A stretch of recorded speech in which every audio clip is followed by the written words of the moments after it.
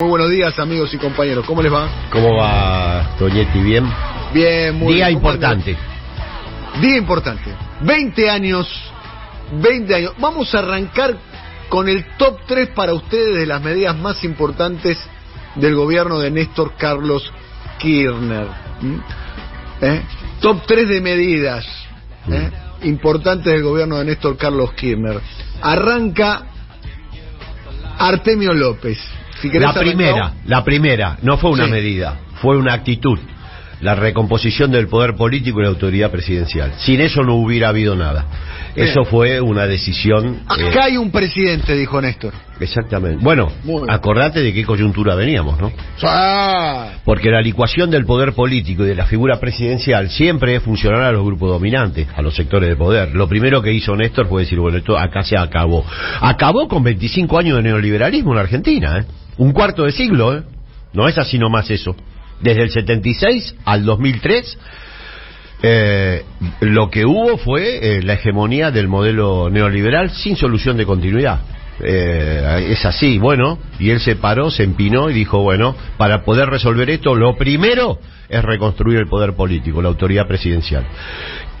Bueno, creo que esa fue la primer gran decisión, que no es una medida, es una actitud, ¿no? Eso, y yo creo mucho en eso. Eso depende del ser humano, del hombre. Y Néstor tenía las cualidades necesarias para hacerlo. Además de una visión de país. Fue el que mejor leyó la crisis del 2001. Bueno, no cabe ninguna duda. Una sabiduría en acto incomparable. Bien, Amado. Bueno, ya Artemio describió una actitud política, un cambio. La refundación de Argentina. Sí, claro. Podríamos decir, porque salió del paradigma neoliberal. Entonces yo voy a tratar de ser más módico, voy a ir a las medidas que creo que sostuvieron ese cambio. Muy bueno. ¿Está bien? Compartiéndolo 100% lo que dijo Artemio, una suerte de explicación de por qué eso sucedió. Primero, juicio político a la Corte Suprema de Justicia y cambio de la Corte. Segundo, juicio a los genocidas. Tercero, inclusión jubilatoria. Yo creo que estos son los pilares. Ni el superávit fiscal, ni todas las cosas que se dicen. Yo creo que juicio a la Corte, modificación de la institucionalidad, cambio del paradigma neoliberal, indispensable. Lo estaban apretando con qué iban a hacer con la especificación. Lo estaban apretando. Néstor Kirchner, lejos de dejarse apretar, redobló la apuesta y al principio nomás de su gobierno salió a plantear que esa corte no era adecuada para Argentina. Correcto. Segundo tema, juicio a los genocidas. Reinsertar la Argentina en una política profunda de derechos humanos que no miraba para el costado en ningún tema y le daba una continuidad a la mejor tradición nacional y popular y a lo indispensable para cortar también con el poder político que tenían sectores económicos y sectores de la vida política a través de los militares. Y tercero, inclusión jubilatoria, la medida profunda de redistribución del ingreso. Me acuerdo que habíamos hecho el cálculo cuando se implementó esta medida. Néstor recibió 30 puntos de pobreza en el universo de más de 65 años, con la mitad casi la mitad no tenía cobertura. Sin aporte, o sea, porque los neoliberales hicieron eso, dejaron a la mitad de los ciudadanos sin posibilidad de realizar aportes. La pobreza era de 30 puntos, luego de la implementación de la medida que señaló Amado, bajó a 6. Para mí esas son las tres medidas. ¿Qué cambio de época representó Néstor, Y porque además ahí, con estas tres medidas y esa actitud que señalaba Artemio, modificaste la correlación de fuerzas. Ahí está la base material de la modificación de la correlación de fuerzas. ¿Va desfavorable que la relación de fuerza que recibió Néstor? Imposible. Bajo el parámetro de muchos... Era un gobierno que José Claudio Escribano escribió en la tapa de La Nación que iba a durar un año. Así es. Julio Devido lo cuenta, y lo contó varias veces, que se iban del Ministerio de Planificación, del cuarto piso ahí de Economía, bajaban el ascensor y al otro día no sabía si volvía. Había un nivel de inestabilidad enorme. Exactamente. Por eso, cuando se habla de lo posible o lo no posible, bueno, ahí tenés tres medidas que eran imposibles. Cuando se habla de la correlación de fuerzas que no da, ahí tenés tres medidas que cambiaron la correlación de fuerzas. Así es. Bueno, muy bien. Lo decía Néstor explícitamente eso. O sea, que ampliar, obviamente, el universo de lo posible. Había una frase que condensa muy bien la actitud del... El no le tenemos miedo, que lo dice en un acto específico... Sí, frente a las Fuerzas Armadas. Claro, pero es una consigna que condensa la actitud y una modalidad de gestión y de pararse frente a las corporaciones, total, que es la misma frase, si vos te fijás, Flaco, que Cristina utiliza cuando ella... hace el discurso donde renuncia en teoría a su candidatura y plantea nuevamente la frase de que no les tenemos miedo. El no tener miedo es algo más que una actitud heroica, es una modalidad de pararse frente al poder corporativo, y eso es una actitud política. Exactamente. A ver si tenemos ahí el audio frente a la... Que como presidente de la nación argentina no tengo miedo, ni les tengo miedo, que queremos el ejército de San Martín, Belgrano, Mosconi y Sabio, y no de aquellos que asesinaron a sus propios hermanos, que fueron de Videla, Galtieri, Viola y Viñone. Hay un nuevo país, necesitamos soldados comprometidos con el destino de la patria, y como presidente de la nación argentina vengo a reivindicar un ejército nacional comprometido con el país y alejado definitivamente del terrorismo de Estado. Señores oficiales y suboficiales, les pido fuertemente ese concepto y esa filosofía que definitivamente los incorpore a la patria que los argentinos necesitamos. Muchísimas gracias. Testimonio fuerte, marida con una de mis medidas favoritas, que encierra... Era una medida de carácter simbólico, pero detrás de eso había una política de Estado, y me estoy refiriendo cuando decide y le ordena al general Bendini que baje los cuadros de quienes habían sido titulares de la escuela militar, del colegio militar. Estoy hablando de Jorge Rafael Videla y de Reinaldo Viñone.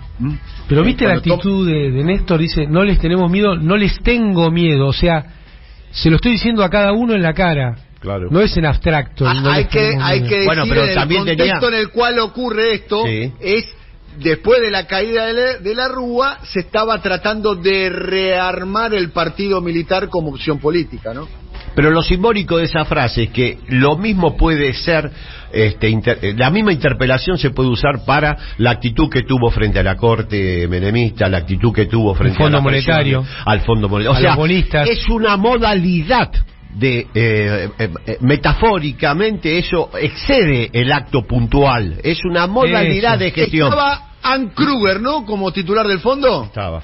Sí. Hay una anécdota que una vez cuenta, creo que Daniel Filmus, ¿no? Para entender que estaba hablando con Filmus en una reunión y le dicen que Ann Kruger está al teléfono y que Néstor le dice, bueno, no, que no, de decirle que no estoy, que no la voy a atender, digamos. Una versión muy diferente a la que tuvo Alberto Fernández, discúlpeme que ponga nombres propios porque acá podemos decirlo, donde declaró públicamente Alberto Fernández que era una bendición para la Argentina tener a Cristalina Georgieva como titular del además, fondo. ¿no? ¿Viste el audio que puso el programa Siempre Soy hace un rato, antes del conversatorio? Qué buen programa, che. Sí. Porque existe por fuera del conversatorio. Sí, sí. Hay vida por afuera. Hay vida por afuera del conversatorio. De lo que dice este hombre que habla por el fondo, que Alberto Fernández le fue a explicar que iba a ser responsable fiscalmente, bla, bla, bla, bla, antes de arrancar. Ponele el audio, pongámoslo el audio, si te parece, querido Silvio, querido Gary. Estamos Está hablando fondo, de Alejandro Silvio. Werner. Sí, señor. La Alejandro Werner, pongamos el audio de Alejandro Werner. Es el audio número... 98% de lo que está pasando hoy en Argentina tiene determinantes locales y domésticos. Como tú decías, la inflación en Brasil está bajando, en ningún país del mundo la inflación está en 100%, entonces, si quieres echarle la culpa a Ucrania, Rusia, etcétera, ok, los primeros 7 puntos de inflación se los debemos al señor Putin. Los otros 100... Se lo debemos al señor Fernández. Yo te diría que sí, y no a estos 3 funcionarios que yo no sé si hayan ido o no hayan ido al Fondo Monetario, pero el Fondo Monetario va a hacer su trabajo, y si hoy Alberto Fernández se comprometería con buenas políticas públicas, el Fondo Monetario tal vez sí adelantaría recursos, porque es lo que corresponde dado el choque negativo que está enfrentando Argentina, pero yo creo que ya dada la falta de credibilidad de su gobierno y la mala implementación y compromiso con el programa que se ha visto hasta la fecha por él, tal vez no por su ministro, pero al final del día él es el presidente de la República, difícilmente veamos un aumento considerable de recursos en la próxima revisión del fondo. Por regulación del fondo, sobre todo cuando se acerca las elecciones, hay que hablar con todos los candidatos que tienen probabilidades de llegar a la presidencia. En primer lugar, Alberto Fernández se quejó ampliamente de lo que según él era el sesgo político del programa que habíamos hecho con Macri. En segundo lugar, dijo que iba a cumplir con los compromisos financieros adquiridos por Argentina, dijo que iba a ser un presidente fiscalmente prudente. Se discutió mucho sobre, digamos, los orígenes de la inflación en Argentina, y sí nos habló mucho de la ilegalidad del crédito del Fondo Monetario y de la fuga de recursos que esto generó. El Fondo Monetario siempre hace su trabajo, devastar los países donde aplica su programa. Claro, ahora con amigos como este Werner, ¿no? ¿Quién necesita enemigos, no? Fue el gran gestor del acuerdo del Fondo Monetario con el gobierno de Macri. Hagamos un punto, les propongo, vamos a sumar a nuestra conversación, a nuestro conversatorio de todas las semanas. Y además pidió sí, privatizar aerolíneas este señor. Sí. Y bueno, le adjudicó 7 puntos de inflación a Putin, se olvidó de la OTAN. Bien, vamos a saludarlo a Mepo Giardinelli. Como la UEFA, ¿viste? La UEFA ponen en los partidos la banderita de Ucrania. Sí. Y el otro día mis hijos me preguntan, ¿por qué está la bandera de Ucrania? Porque hay una guerra, hijo. ¿Y por qué no está la de Rusia, papá? Claro. 5 años. Una gran pregunta. Y educados por un rusófilo, ¿no? Tus hijos, claramente. No, bueno. rusófilo. Escúchame, vamos a saludar a Mepo Giardinelli. Mepo, querido, ¿cómo estás? Hola, buen día, ¿cómo le va? Estoy fascinado escuchando esta conversación tan interesante, la verdad que... Hola, Mempo, querido, ¿cómo vamos? Muy bien, bueno, pero realmente están dando una clase de historia política contemporánea, me parece excepcional, la verdad es que disfruté mucho todo esto. En fin, solo agregar, no porque no lo dijeran. Ahora viene el profesor titular, a ver, cierre. No, yo simplemente quiero subrayar respecto de lo que decían de Néstor y de su coraje cívico, que lo tenía sin duda y lo expresa, es que yo creo que el gesto simbólico más importante de Néstor, que quedará en la historia, espero yo, y creo que va a quedar, es cuando frente al cuadro de Videla en el colegio militar dice proceda a bajarlo. Sí. Es decir, me parece que ese es el momento simbólico más fuerte, ¿no? Que marca todo lo que ustedes ya señalaron, y a partir de ahí vienen sus medidas, la recomposición del poder político, las primeras simbolizaciones incluso de la recuperación de soberanía. Él no habló de eso en específico, porque evidentemente había otro tipo de urgencias, pero que está presente en muchas de sus medidas. Así que, digamos, en ese sentido me adhiero entusiasta a las sabias palabras de ustedes. ¿Y para vos cuáles fueron las 3 medidas más simbólicas del gobierno de Néstor Kirchner? Verse melancólico, ¿no? Sino para poder entender un poco el presente también. Yo creo que fue su política social, que después luego continuó Cristina. Creo que el gran paso que se da a partir de la salida, digamos, del periodo de Duhalde, del menemismo y demás, es precisamente el cambio en lo social, es decir, que va desde la construcción de viviendas hasta la recomposición del sistema jubilatorio. Hay un montón de instituciones jurídicas que se empiezan a recuperar, es decir, el cambio uno puede verlo hoy como un cambio que fue copernicano, ¿no? Fue un cambio importantísimo, y creo que esto es decir, a mí no me convence decir un tema, porque primero porque ya lo desarrollaron ustedes, y segundo porque yo creo que a Néstor la historia lo va a juzgar positivamente, como creo que ya lo está haciendo, en términos de globalidad de sus políticas. Es decir, fue todo su gobierno, la elección incluso de quiénes fueron muchos de sus ministros, de qué manera él entendió el federalismo, que fue importante, también hay que decirlo. Creo que no fue un gobierno porteñocéntrico para nada. Y bueno, todas esas cosas, sobre todo los que vivimos en el interior, la valoramos, pero absolutamente, ¿no? Vos sabés, Mempo, que charlando con Néstor, él decía, para entender esto que vos decís, el verdadero federalismo, ¿no? él decía, yo era intendente y gobernador de Río Gallegos y de Santa Cruz, cuando miraba hacia Buenos Aires solo veía espaldas. Claro. Solo veía espaldas. Y decía, ¿y sabés qué pasa? Lo mismo le pasaría al gobernador de Salta. Y él estuvo obstinado en ser una cara que se pusiera a ver cuando se miraba desde el resto de la Argentina a la ciudad de Buenos Aires. Y esto no es menor, porque además creo yo que implica otra cosa. Cuando uno piensa la Argentina de Buenos Aires hacia las provincias, la piensa de lo financiero a lo productivo y el trabajo. Y cuando la pensás de las provincias hacia Buenos Aires, se cambia esa lógica y se piensa de lo productivo a lo financiero. Y esa fue también una de las claves, me parece, de los 12 años y medio. Y yo precisamente, pues creo que por eso estoy completamente de acuerdo, y creo por eso mismo valoro tanto el inicio, digamos, de un cambio político que hoy estamos necesitando. Es decir, a lo mejor el vocablo soberanía, con el que yo hincho todos los días, digamos, pero el vocablo soberanía y la significación que tiene, la significación histórica que viene desde, qué sé yo, desde Manuel José de la Bardén a fines del siglo XVII, XVIII. Quiero decir que el proceso de recuperación soberana que hoy estamos viviendo desde una, diría yo, desde una oposición, porque digamos obviamente el gobierno nacional con Alberto no lo ha hecho, yo lo vengo escribiendo permanentemente, en Néstor esto estaba ya presente, quizá no era un vocablo usual. Yo he estudiado bastante el tema y la verdad que me doy cuenta que hasta hace unos 4 años, prácticamente cuando empieza el gobierno de Alberto, el vocablo soberanía no existía como una de las grandes preocupaciones de la nación. Claro. Y yo creo que es una preocupación central, creo que es el eje de todo.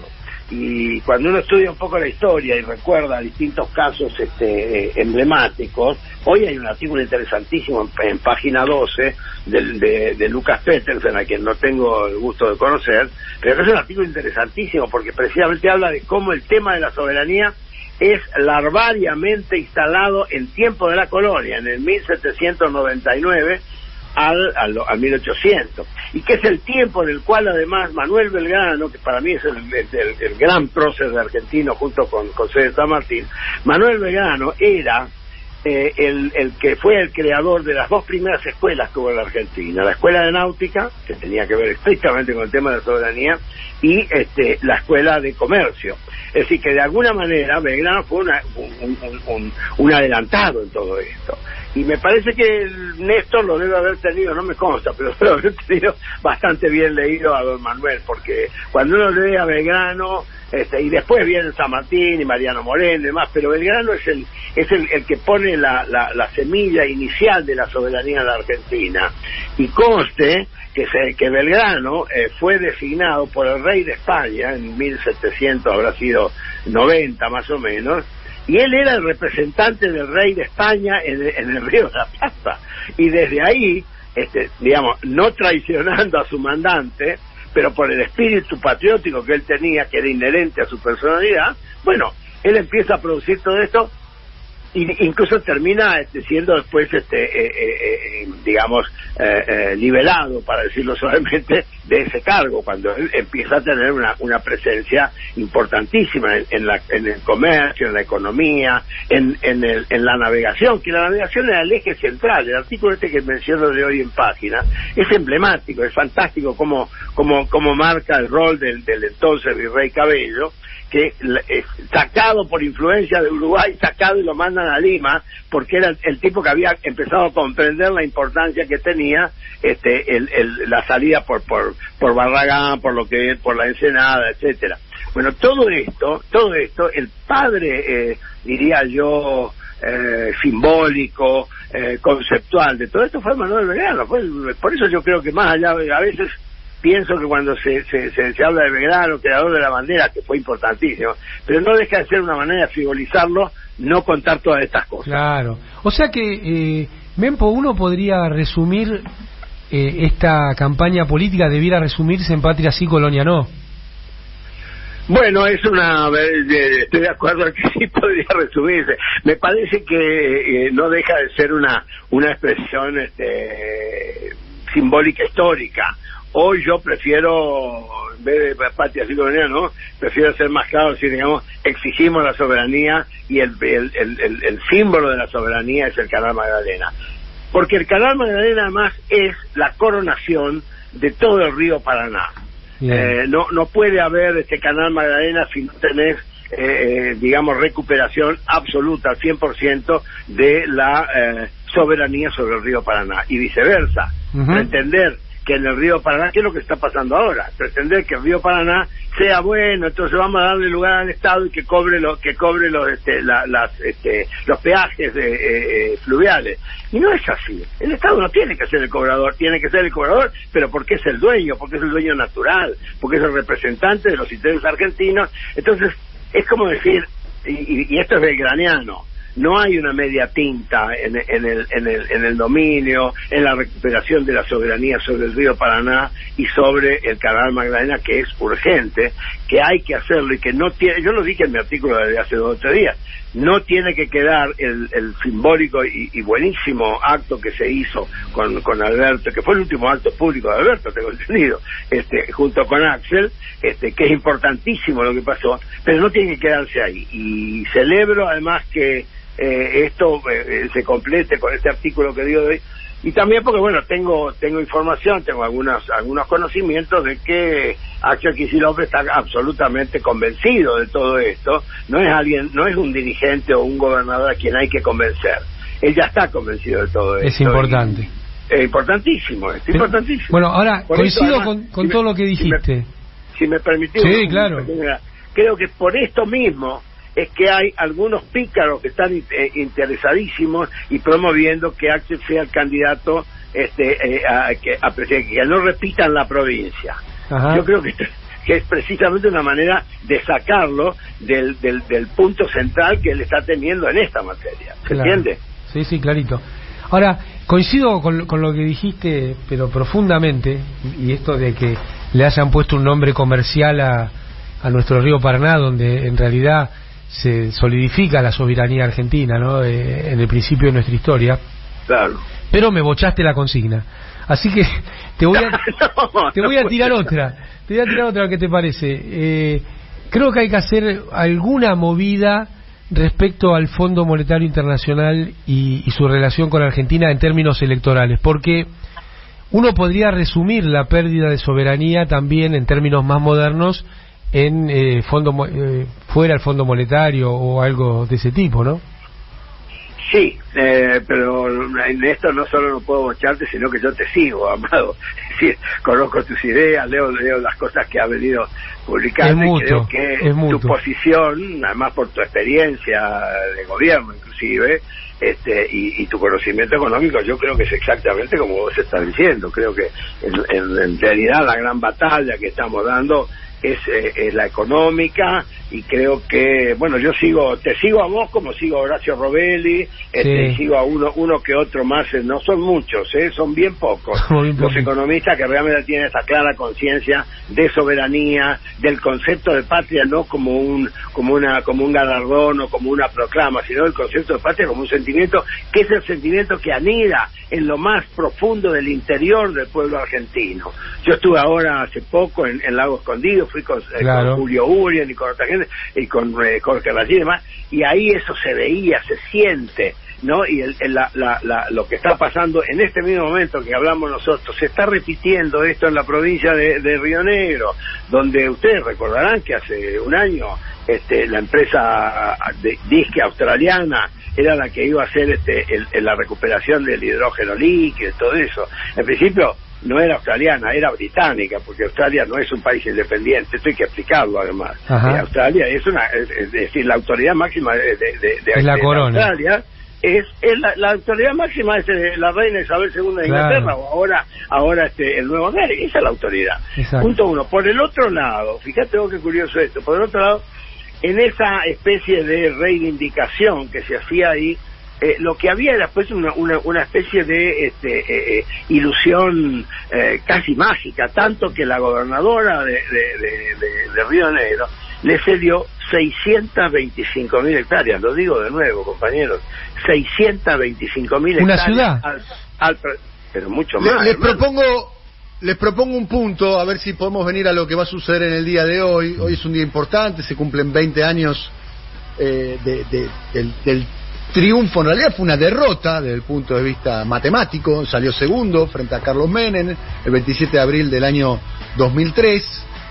22% de votos. Tuvo el menor porcentaje de votos de todos los presidentes electos de la historia argentina, superándolo a Arturo Humberto Illia durante la proscripción del peronismo en el año 63, si mi memoria no falla. Bien, aún así terminó Néstor Kirchner reorganizando todo el sistema político. Hoy se va a producir la reaparición de Cristina, la esperada reaparición de Cristina en dos momentos. Primero, después del renunciamiento de Alberto Fernández a su creo yo imposible segundo mandato presidencial, y en medio de una enorme tensión económica, en particular expresada por la suba del dólar, con la tercera corrida cambiaria que sufrió el gobierno de los Fernández.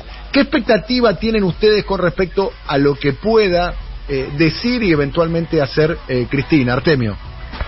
No, bueno, obviamente no tengo ningún poder de adivinación, pero sí creo que Cristina va a volver a insistir en los problemas de la economía argentina, el señalamiento que hizo en las anteriores intervenciones, y no creo que pueda avanzar mucho más, porque no sé exactamente hasta dónde va a ingresar en la coyuntura. Me parece que eso no, pero su palabra va a ser orientadora, porque esto quiero decir con respecto a no la intervención de Cristina, sino a lo que está circulando como discurso político hoy. Néstor Kirchner tiene un discurso en el año 2008, yo hoy puse el video, creo que fue utilizado por otras agrupaciones, entre otras, ¿puedo nombrarla? Sí, la Campo, sí. Para efectivamente mostrar cuál era la concepción de Néstor con respecto a un tema que está muy en boga hoy y que creo que es una cuestión central a elucidar, que es el tema de la unidad. Néstor, me acuerdo que había reelecto Moyano en Camioneros, y él hace un discurso sobre, en ese momento estaba cuestionando la unidad por el tema de la transversalidad.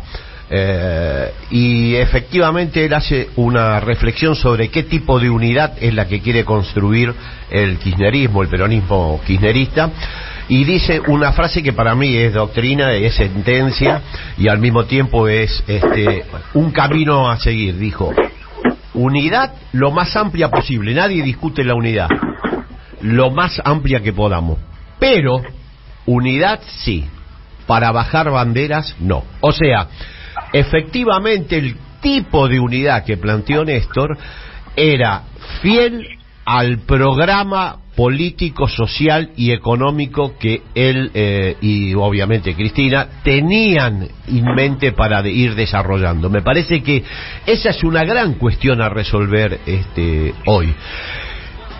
La unidad desde ya es una consigna muy valiosa, es un bien a preservar. Ahora, el complemento que planteó Néstor ya en el 2008 es unidad para qué, y fue claro, no dijo solamente para qué, dijo para bajar banderas, para ir para atrás, para reordenar el universo político, económico y social en una dirección distinta a la que inauguramos en 2003, no.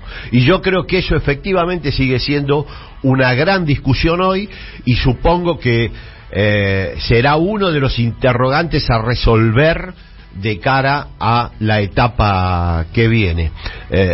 No se resuelven con medidas instrumentales. Todos plantean la PASO como una salida. Bueno, pero la PASO fue diseñada para dirimir entre dirigentes con estilos distintos, con formas distintas, pero con un mismo proyecto de país.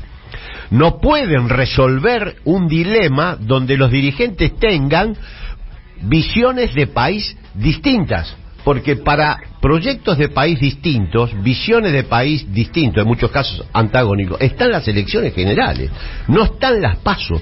O sea que si la PASO quiere ser utilizada como una herramienta que ponga en sordina las diferencias muy notorias con respecto a la visión de país de diversos espacios dentro del Frente de Todos, van a fracasar, porque no están diseñadas para eso. Por lo tanto, el tema de la unidad, el tema de la fidelidad programática y la no resolución, que en realidad me parece que es un fetichismo a través de una herramienta diseñada para otra cosa, de las polémicas al interior del FDT que suponen miradas de país totalmente distintas, me parece que está a la orden del día. Yo no sé qué va a decir Cristina, ni hasta dónde va a avanzar, hasta dónde va a explicitar temas, pero estoy seguro que esa discusión va a sobrevolar los próximos días dentro del espacio, y está bien que así sea. ¿Qué expectativa tenés vos, Amado, con respecto a lo que pueda decir Cristina en el día de hoy? Yo creo que no va a haber novedades con respecto al tema de la candidatura, para la posible candidatura de ella, y ya les adelanto que les voy a preguntar qué debería de hacer ella con respecto a esa cuestión. Yo considero, adelanto mi opinión, ella tiene que ser candidata, si no la situación del frente que ella encabeza va a ser bastante precaria, fundamentalmente por el nivel de desmovilización que está habiendo en la base electoral y en la militancia, de lo que yo observo. Puedo estar equivocado, no hablo como el dueño de la verdad. Amado. Me parece que la expectativa que hace una continuidad en lo que planteó Máximo del tema del programa. Esa es la primera expectativa que yo tengo. Complementando lo de Artemio, cuando empezó el gobierno, en el primer número de Contraeditorial, yo escribí una nota que se llamaba Unidad y Rumbo, porque ¿te acordás que el eslogan de la unidad venía atado al es con todos, al vamos a volver mejores, es decir, al cállense la boca, al sector que más aportaba en historia y en votos al triunfo de Alberto Fernández? Esa conceptualización, que es el origen o directamente la consumación de la proscripción, para traer todos los temas que están dando vuelta juntos, esa proscripción de facto, digamos, que hizo que Cristina no pueda ser la candidata a presidenta en el 2019, se complementó con esto: es unidad, es unidad, es unidad. Entonces a cualquier razonamiento se le contestaba unidad, claro, y es con todos. Y por supuesto que la unidad es un valor, puede ser una condición necesaria, pero nunca es una condición suficiente para llevar adelante un programa. Y tampoco es una condición suficiente para ganar elecciones. Bueno, mirá el 2021. Ahí Artemio lo señala una y otra vez que la unidad ya estaba rota por abajo. O te diría el 2011, era la unidad del pueblo, la unidad como contraejemplo. Entonces yo tengo como dice Alejandro Horowitz, la unidad puede ser un factor que neutralice la acción de un gobierno. Bueno, Nicolás Casullo lo decía con toda claridad. Cuando el peronismo marcha todo unido, va al conservadurismo, se pone conservador. Eso lo citó el otro día Ricardo Foster de manera brillante, para explicar en parte lo que la ha discusión sucedido y lo que ha sucedido en el lapso 2019-2023. Entonces, cuando hay un gobierno en el cual un gran parte del sector piensa que los problemas tienen que ver con la relación con el fondo, sacando de lado que esto lo trajo Macri, no implica toda esa estupidez de ponerse a hablar otra vez de quién, no me digas a mí que soy igual que Macri en la discusión con compañeros. Nadie en este espacio es igual que Macri, nadie, no. Ni de lejos.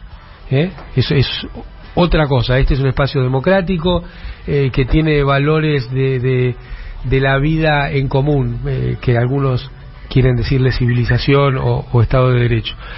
Entonces nada tiene que ver con Macri, pero el gobierno, o en alguna etapa el gobierno pensó o piensa que su programa es el programa del fondo. Entonces son visiones, como bien decía Artemio, que están un poco más que... Eso no se resuelve en una paso. Que cuestiones de borde. Yo creo, es legítimo que alguien piense que el programa es el del fondo. Ahora, eso adentro de una paso no se resuelve. Se resuelve en una elección general, que oferte su alternativa, en una PASO se resuelven otras cosas. O sea, dentro de un mismo proyecto de país siempre va a haber estilos, miradas que puedan diverger. Bueno, eso está la PASO para resolverlo. Lo que no puede resolverse es... Sí, como no, es lo más importante. Estábamos esperando que nos dijeras eso. Me gustaría... Basta de cháchara, como dijo Sáenz. Exactamente. No, yo quería decir, hay un par de cosas que en esto que ustedes están señalando me resulta muy estimulante, y para sincerar pensamiento, voy al grano. Yo creo que en cierto modo lo que viene haciendo Cristina en sus esporádicos discursos, en sus intervenciones, lo que está haciendo con mucha sabiduría, creo yo, es calmar las aguas. De alguna manera ella está tratando de calmar la ansiedad. Fíjense que en los últimos discursos su intervención ha sido muy en ese sentido, es decir, no ha sido provocadora, sino al contrario, ha sido serenante de una masa que cree en ella y que la apoya, la apoyamos, y bueno. Atajando provocaciones, Mempo, más bien. Ponele que sí, Amado, claro. Exacto, bueno. Pero al mismo tiempo, acá hay dos cosas que a mí me tienen inquieto. Son cosas mías, no lo atribuyo a ella, pero... y si ella, de alguna manera, por el lado de lo simbólico, aceptara ser candidata, incluso aceptando la embestida bestial, grosera de la justicia en ese caso, en fin, que sería previsible. La otra opción que también pienso, es imaginación pura. ¿Y si Alberto renuncia? Por alguna razón, pues, acordada o no, porque él se cansó, por lo que sea, si Alberto renuncia, ella tiene que ser la presidenta actualmente, y esto cambiaría todo el escenario. A mí me sorprende que no he visto esta hipótesis. No la estoy proponiendo, estoy pensándola como hipótesis, precisamente de análisis. Y finalmente, ahí también creo que... entran a jugar dos cosas que ahí sí no creo que ni ella ni nadie lo haga, pero me parece que son dos como sombras que están sobrevolando la República. Una es acá hablo en nombre y de lo que yo pienso por el Manifiesto Argentino, que desde el año 2002 tenemos dos grandes propuestas. Una que es la nueva Constitución. En algún momento va a haber que largarla, no en un momento preelectoral, pero me parece que ese es un argumento que ella seguramente pues, ha evaluado, tendrá inspectores, digamos, pero acá la Constitución hay que terminarla, porque nosotros no podemos seguir con una Constitución trucha como es la que tenemos, porque la del 94 es una Constitución trucha en tanto y en cuanto sale de una ilegitimidad de origen, porque la última Constitución verdadera y legal que tuvo la Argentina es del año 49. Totalmente de acuerdo. Esa Constitución fue derogada por un bando revolucionario, así se llamó, el 27 de abril de 1956, y lo firmaron. El 94 le lavó la cara a la fusiladora. No quiero pasar por alto esto que acaba de decir Mempo, porque nosotros estamos preparándolo. Cuando estábamos preparando el programa, que estamos haciendo la versión audiovisual de Siempre Soy, hicimos el capítulo 1, que se llamaba Alberto, dije, perdón. No, lo dije sin querer, fue un lapsus. Alberto versus ya Freud pasó por acá, Alberto fue buenísimo lo tuyo. Alberto versus Cristina, ni un vaso de agua. Yo me puse a ver un montón de material, ¿no? Y encontré algo que hace referencia a lo que vos decís, Mempo, y te tiene a vos como protagonista, que es un acto que yo les recomiendo que lo vuelvan a ver. Yo lo vi entero, completamente entero, te lo puedo contar con pelos y señales. Es el acto que llevó adelante un sector del radicalismo en el estadio de Atlanta, con la presencia de Cristina. Estaba ahí, vamos a escuchar a Sergio Palazzo, interesantísimo el discurso de Sergio Palazzo, gran orador. Gran dirigente. Vamos a escuchar ahí a Leopoldo Moró. Vamos a escuchar ahí a quien nos acompaña en este conversatorio, claro, a Mempo Giardinelli. Vamos a escuchar ahí a un Leandro Santoro antes de que se aplique a sí mismo el teorema de Baglini, un Santoro interesantísimo, un Santoro que citaba a García Linera, que citaba a Gramsci. Y si yo puedo definir un tema que se debatió en eso, yo les recomiendo que lo vean, una Cristina muy para mi gusto, una muy buena Cristina, muy clara de lo que hay que hacer. Por eso me sorprende su giro al centro eligiéndolo Alberto para que encabece la fórmula, donde si yo tengo que definir un tema de eso está en YouTube, está en YouTube, así como está en YouTube todas las vigilanteadas de Alberto Fernández durante 10 años organizando la oposición al kirchnerismo, también está en YouTube esto, donde el punto central que se discutía ahí era la nueva Constitución. Lo que vos estás planteando ahora, Mempo. Sí. Y Cristina planteándolo. Hay que marcar algo importante. Estamos hablando, nosotros lo venimos diciendo desde 2002, de una nueva Constitución, no de una reforma. Totalmente. No hay que reformarla del 94. Hay que y hacer así una lo nueva... planteaba Cristina, lo pueden ver, Perfecto, bueno, esta es la idea central, igual que nosotros también planteábamos, esto sí era de super máxima, que era la intervención al Poder Judicial. No hay manera de resolver, incluso lo pienso para hoy, no hay manera de resolver el intríngulis y el disparate que es la justicia en Argentina, sino es a través de una intervención, de una declaración en comisión y empecemos todo de nuevo. La judicatura argentina son 13.000 personas.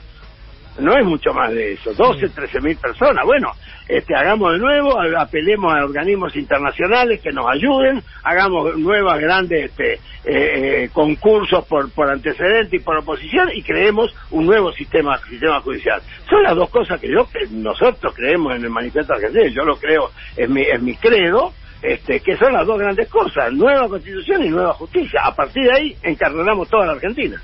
Bueno, eso lo plantea sistemáticamente Cristina. Con respecto al giro al centro, ahí yo tengo un matiz. Yo creo que Cristina nunca giró al centro. De hecho, agenda, yo creo que planteó Flaco, creo que la en decisión 2020, de ponerle a Alberto es un giro al centro. No, yo creo que Massa también. Es un análisis específico de la coyuntura electoral y hace 10 años que viene girando al centro, no, yo no comparto, yo eso bueno, es lo que yo lo planteo como cuando vos analizás la agenda que planta Cristina a partir del 2020, te das cuenta de que la agenda es efectivamente una agenda que no ha girado al centro, ha planteado claramente la necesidad de distribuir el ingreso, ha reflotado el tema de la apropiación por parte de los sectores dominantes del crecimiento económico, que fue una de las señales más claras que dio el kirchnerismo durante su gestión de 13 años, que eso no lo iba a permitir y no lo permitió. No, yo creo que fue una decisión eminentemente electoral y que bueno, sucede eso en la vida de un país. Profundizamos otro día. Yo creo que último gol, déjame decirlo por favor, Artemio, el último gol del kirchnerismo fue la recuperación de YPF, eso ocurrió en el año 2012, y del año 2012, por A, por B o por C, Cristina, excepto el periodo muy valioso, cuando toma la decisión de ser el rostro de la resistencia al macrismo, toma decisiones de buscar por el centro, con Insaurralde, con Scioli, luego con Alberto y ahora con Massa. Esto es lo que yo observo. Mi percepción no es... es otra discusión. Nadie quiere girar... No tenemos que coincidir en todo. No, por supuesto, y además está bien la divergencia. Nadie que está en el centro plantea el 2017, Flaco. Y el nivel de enfrentamiento con por eso el puse macrismo. como excepción, me parece, cuando ella... Por eso traigo al presente, yo te recomiendo que veas el acto de Atlanta de Cristina. Me acuerdo perfectamente ese acto. Yo creo que yo también me acuerdo, yo estuve presente, no había 2019. Acompañado, al lado mío estaba Flavio Azaro, me acuerdo, lo vi en compañía de Flavio Azaro, y lo escuché y fue muy impresionante el discurso. Las calles estaban desbordadas, la calle Humboldt desbordada, el gimnasio estaba desbordado. Vos lo recordarás seguramente, Mempo. Sí, claro, ¿cómo que no? Fue de alguna manera mi debut en público, porque y fui invitado por Moró. Leopoldo es un querido amigo hace muchos años, y bueno,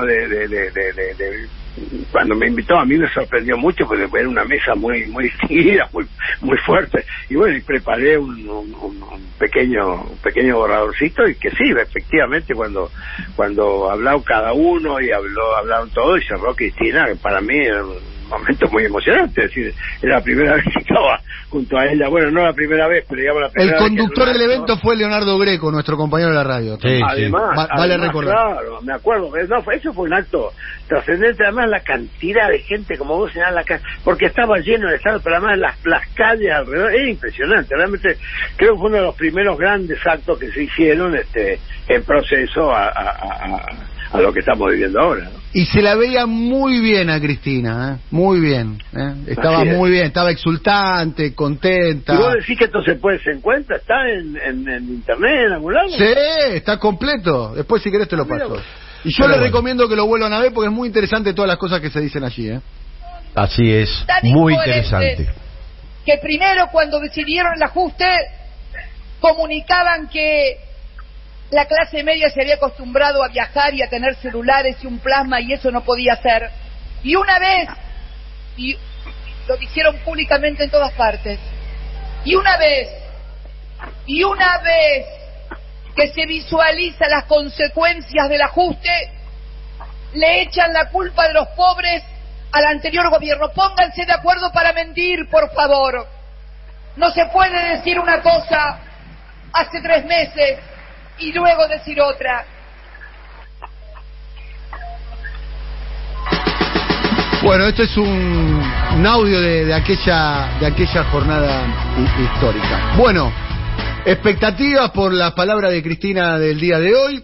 Me gustaría sobre el final, Amado, que hablemos un poquitito de cómo queda Massa frente a esta corrida cambiaria que sufrió y la expectativa inflacionaria que parece que está fuera de control, ¿no? Hay que esperar que la inflación del mes de abril quizás esté por encima de la del mes de marzo, que fue de 7.7, y ni hablar de la expectativa que puede generar la inflación del mes que aún no comenzó, del mes de mayo. Pareciera ser que el control de la inflación no sería uno de los temas que el gobierno podría mostrar como un logro. ¿Cómo interpretan ustedes esta situación, Amado? Yo te diría que es el problema hoy, porque si bien no es la causa, es una manifestación de un montón de situaciones políticas. Para mí la economía no puede pensarse fuera de lo político, es el problema. Y es la manifestación, yo te diría que del descontrol político, del desorden político dentro del frente. Te diría que es la consecuencia. Esto lo digo no para mirar hacia atrás, sino para mirar hacia adelante, ¿no? Todo lo contrario, porque dicen, estás hablando del pasado. No, miremos qué pasó para tratar de hacer algo distinto. Es la consecuencia de una puja distributiva en la cual el gobierno se ha abstenido de participar desde el principio mismo. Ha permitido que los sectores dominantes se apropiaran de todo el crecimiento de la Argentina durante estos años. Diría que es un permiso activo, porque les dio los dólares baratos, porque no intervino con controles. Situación que Cristina señalaba una y otra vez. Así es. Y te diría que finalmente la aceleración de la inflación es el acuerdo con el fondo. El acuerdo con el fondo, si uno mira el gráfico de cómo venía la inflación, que puso en marcha Macri, otra vez, la puso en marcha Macri, pero en el momento de la firma del acuerdo hay una cambia la pendiente de la curva, hay una aceleración, cosa que veníamos diciendo que era obvio que iba a suceder, porque el fondo pide tasas positivas, porque el fondo pide devaluaciones permanentes, porque el fondo pide que haya aumento de tarifas. ¿Está bien? Entonces ahí tenés para mí el foco de los problemas conceptuales. Me gusta en esta pésima situación que Massa haya dicho que va a desplegar toda la fuerza del Estado. Me parece que es un cambio político. No sé si hay tiempo, no sé si hay tiempo de construir esa fortaleza, pero me gusta que haya dicho que va a desplegar toda la fuerza del Estado, donde incluyó, cuando habló del Estado, al sistema judicial, ¿no? Cosa que ahí es una buena intención, pero creo que no tiene ninguna chance, porque el sistema judicial está en otro partido. Pero me gusta que haya un dirigente que pone el conjunto de las herramientas del Estado arriba de la mesa. Y particularmente me gusta el tema de los yuanes.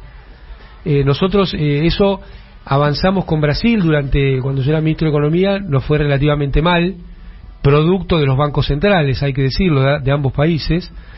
me parece una muy buena idea que, aunque no tenga resultado hoy, va a tener resultado en el futuro. Por eso es una semilla muy bien plantada, el comercio en yuanes.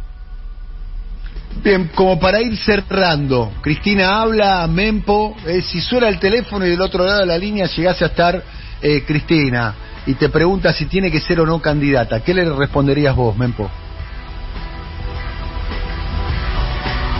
¿Mempo? Eso es lo que le respondería. Que nadie se queda mudo. Se desmayó, Bueno, para cerrar, te lo pregunto a vos, querido Artemio.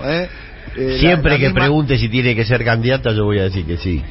Bien. Pero la decisión es de Cristina. No, claramente que la decisión es de Cristina. Además, nadie la puede obligar, por cierto. En el caso Amado, también la pregunta... yo le diría por la Argentina que tiene que ser candidata. Muy bien. Bueno, ni siquiera por nuestro espacio. Escuchaste, Daniel, lo que te digo, ¿no? Me gustaría decir algo a este respecto. Yo creo que hay que respetar la decisión que ella tome. Es decir, yo espero que se ponga al frente y que vuelva y va a tener todo el apoyo, y creo que es bueno para el país. Pero hay que respetar su decisión. Yo creo que ella va a tomar la mejor decisión que pueda, y yo confío en eso. Muy bien. Mempo, gracias por tu participación, amigo y compañero.